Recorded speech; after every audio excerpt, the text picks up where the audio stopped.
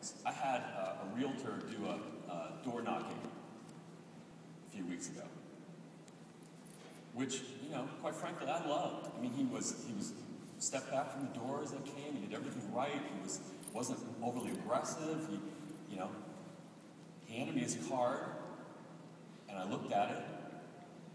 And if he had just had his Facebook account on his card, some way for me to connect with him in the way that I want to connect, so that I could go on and get an assessment of who this guy really was. What were his friends talking about? What does he talk about? What does he do for fun?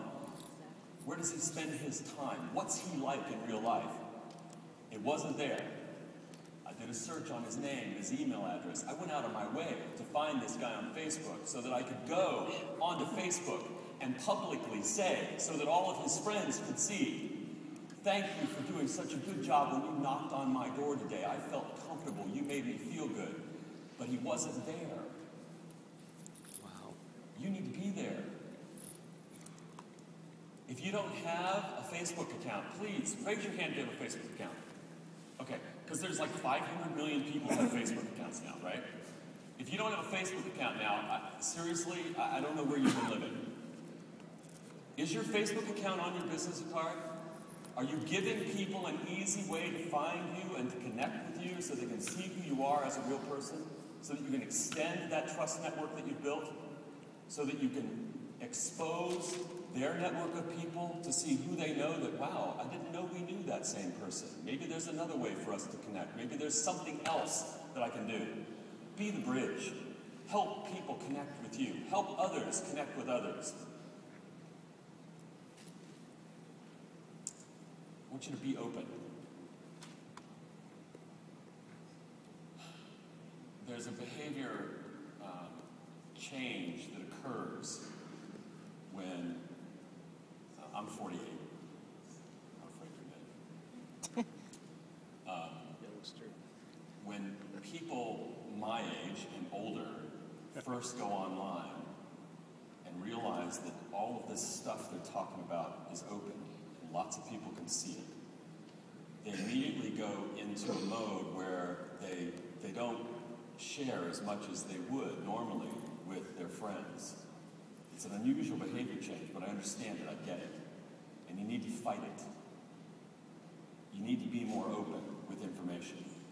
You need to share more. Because your opportunity to have someone who, you don't know who they are, you don't know what they're doing, you don't know what thing you're going to say, what object you're going to talk about, what restaurant you're going to go to, what meal you're going to talk about, what thing you just did is going to trigger an opportunity for someone to say, oh, I like that too. Where a conversation ensues, then you have an opportunity to be you. You need to be more open. Fight the urge to filter how you're speaking.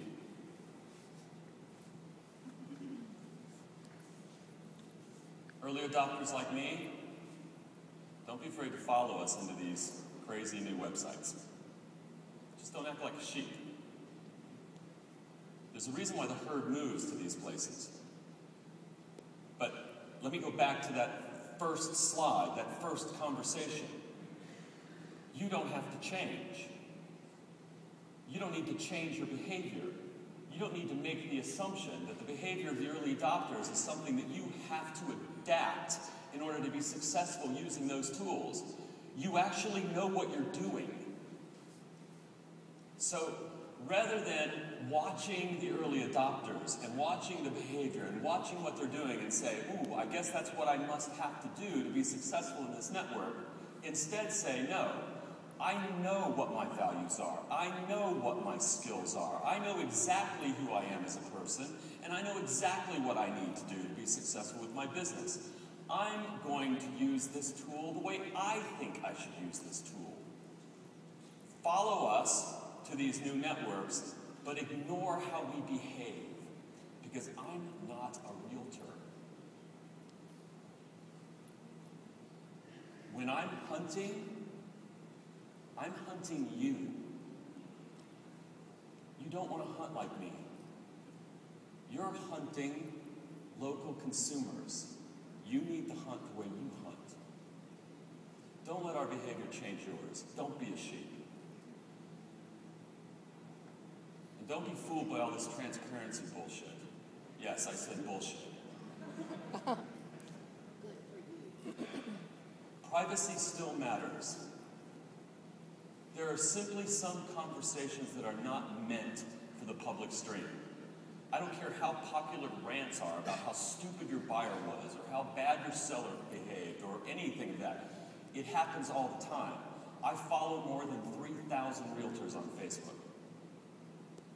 If I went to my Facebook stream now, I guarantee you I could find some form of an ethics violation in what was taking place on there, with the way that they were talking about either a person they were working with or a transaction they were dealing with. Privacy still matters. If trust matters to you, be authentic. Don't be transparent. Keep the private things private. But,